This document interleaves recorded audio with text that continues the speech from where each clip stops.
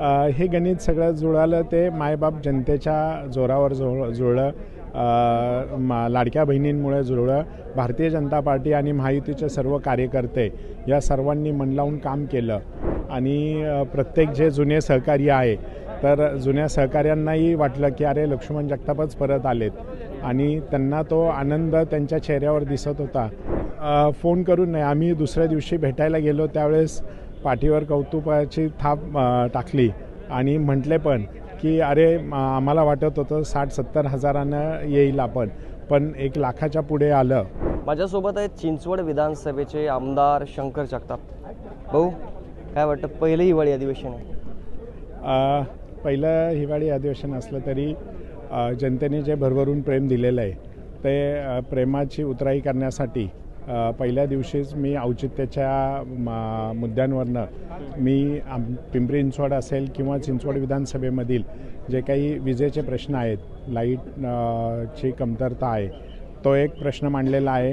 त्याचबरोबर नगरविकासच्या माध्यमातून 2 प्रश्न उपस्थित केलेले आहेत. निश्चितच पहिलं अधिवेशन आहे, थोडी उत्सुकता होती आणि उत्सुकतेबरोबर शिकण्यासाठी पण भरपूर काही मिळत आहे आणि निश्चितच येणाऱ्या काळामध्ये खूप काही चांगलं काम पिंपरी चिंचवड शहरासाठी आणि चिंचवड विधानसभेसाठी करायचं आहे.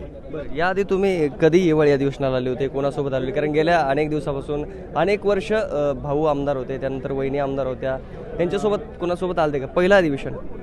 अधिवेशनाला तर बराच वेळा आलेलो आहे, पण सभागृहामध्ये किंवा लॉबीमध्ये जाण्याचा हा पहिलाच माझा वेळ होती आणि ह्या पहिल्या वेळेतच खूप काही मला शिकून गेलं.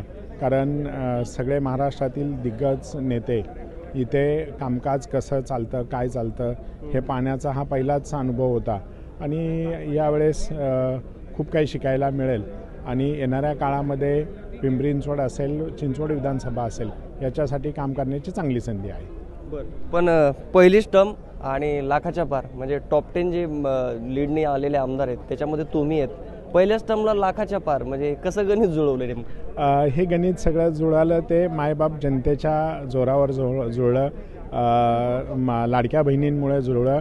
भारतीय जनता पार्टी आणि महायुतीचे सर्व कार्यकर्ते या सर्वांनी मन लावून काम केलं आणि जो मोदीजींच्या सरकारवर मोदीजींनी केलेली कामं, 2.5 वर्षाच्या महायुतीच्या सरकारनं केलेली कामं यांच्यावर आणि माननीय मुख्यमंत्री देवेंद्रजी फडणवीस साहेब असतील, भूतपूर्व मुख्यमंत्री एकनाथभाई शिंदे असतील, अजितदादा पवार असेल, यांच्यावर जो जनतेने विश्वास टाकला त्या जनतेच्या या विश्वासाच्या जोरावर मी टॉप 10मध्ये येऊ शकलो.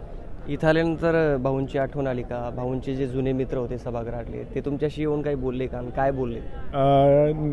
नक्कीच आल्यानंतर भाऊंची आठवण तर आली आणि प्रत्येक जे जुने सहकारी आहे तर जुन्या सहकाऱ्यांनाही वाटलं की अरे लक्ष्मण जगतापच परत आलेत आणि त्यांना तो आनंद त्यांच्या चेहऱ्यावर दिसत होता आणि दुःखाचं त्यांच्या डोळ्यात अश्रू पण होते.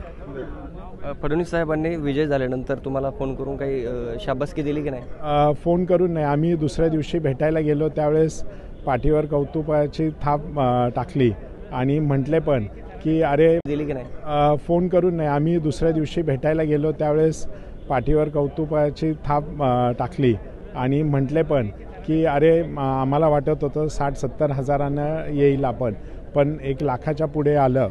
तर मी त्यांना आठवण करून दिली, भाऊ की मी तुम्हाला 1.25 लाखाचं गणित मांडलेलं होतं. हा म्हटले बरोबर आहे, 1.25 लाखाचं गणित मांडलं होतं. मग मला म्हणले मग 1,04,000 का पडले, मग बाकीचे वरचे कमी कसे पडले. अशा आनंदाच्या ह्याच्यात खूप आनंद होता, हसत खेळत, आणि त्यांनाही खूप आनंद होता. आता तुम्ही सभागृहात गेले, जसं काय नवीन शाळेत आपण ॲडमिशन घेतो, नंतर नवीन बेंचवर मित्र वगैरे, आता तुम्ही बेंचवर बसता, तुमच्या अवतीभोवती कोण आहेत तुमच्या शेजारी? पहिल्या दिवशी जेव्हा मुंबईला विधानसभेचं सेशन झालं त्यावेळेस नितेशजी राणे माझ्या शेजारी बेंचवर होते. आत्ता बाजूला हेमंतजी रासने आहेत, सिद्धार्थजी आहेत, सिरियलप्रमाणे जे येतात. सोलापूरचे आमदार आहेत, नागपूरचे आहेत, आजूबाजूला आहेत, असे आहेत सगळे नवीन जुने असं कॉम्बिनेशन चांगलं बेंच आणि चांगली आमची आता बॅक बेंचर आहोत आम्ही सगळे नवीन आलेले सगळे नवीन निवडून आलेले सदस्य हे बॅक बेंचरवर आहेत. निश्चितच चांगला आणि एक शाळेत असल्याचाही अनुभव जाणवतो आहे. बरं भाऊ, एक गमतीदार प्रश्न आहे. तुम्ही बेंचवर काय चर्चा करता? एका बाजूला तुमच्या हेमंत रासने आहेत, तुम्ही म्हणता नितेश राणे होते, काय गप्पा करता तुम्ही तिथे? आत्ता गप्पा तर हेच होत्या की तुमचं इलेक्शन कसं झालं आणि आता पुढे काय करणार आहात. आता नितेशजींनाही मी विचारलं की आम्ही सगळे नवीन आहोत, आम्हालाही सभागृहाची थोडी माहिती द्या. तर आमच्या पुढच्या 2 बेंचला भोळे मामा आहेत, त्यांनाही मी म्हटलं की आम्ही सगळे नवीन आहोत, तर आम्हालाही थोडंसं सभागृह कसं चालतं, सभाशास्त्र काय आहे, सभेचे नियम काय आहेत तेही आम्हाला सांगा. आणि बाकीच्या इतर गोष्टी, मतदारसंघामध्ये तुम्ही निवडून कशा आलात, निवडणुकीमध्ये काय काय ट्रिक केल्या, कशा पद्धतीने विरोधकांवर तुम्ही मात केली, असं प्रत्येकजण प्रत्येकाचं सांगत असतात. नक्की भाऊ, तुमच्या पुढच्या राजकीय वाटचालीसाठी खूप खूप शुभेच्छा. तर हे होते शंकर जगताप, जे की पहिल्याच टर्ममध्ये 1 लाखाच्या वर लीडने ते निवडून आलेले आहेत. त्यांची चर्चा ही महाराष्ट्रभर झाली. महाराष्ट्रातील टॉप 10 आमदारामध्ये जे लीडने निवडून आले त्याच्यामध्ये शंकर जगताप यांचं नाव होतं. हिवाळी अधिवेशनाच्या आठवडी असतील आणि पुढे त्यांच्या मतदारसंघासाठी काय करायचं ते व्हिजनसुद्धा त्यांनी आपल्याशी बोलताना व्यक्त केलं आहे. विष्णू सानप, लेट्सअप मराठी, नागपूर.